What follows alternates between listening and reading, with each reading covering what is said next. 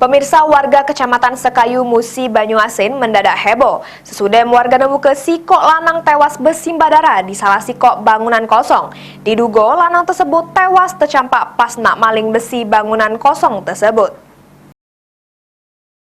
Warga Kelurahan Serasan Jaya, Kecamatan Sekayu mendadak heboh sesudah warga nemu ke sesosok jasad bersimbah darah di bangunan kosong bekas gedung BLK pada Sabtu 3 Desember 2022 kemarin. Korban diketahui berinisial US, 49 tahun, warga Kelurahan Balai Agung Kota Sekayu, Musi, Banyuasin. Dari keterangan polisi, dugaan sementara korban tewas akibat tercampak pas nak maling besi bangunan kosong. Karena diselik dari kondisi mayat korban ngalami luka di kepala yang diperkira karena tercampak. Selain itu, dugaan diperkuat dengan ditemukannya sejumlah barang bukti, yakni tumpukan besi bangunan di sekitar lokasi.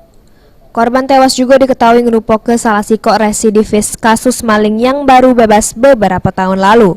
Terkait ditemukannya mayat yang jatuh di gedung kosong ini seperti apa, Bu?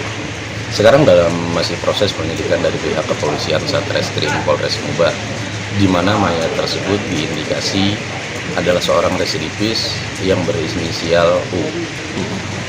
Dugaan sementara bahwa mereka ini sedang melaksanakan pencurian dan terjatuh.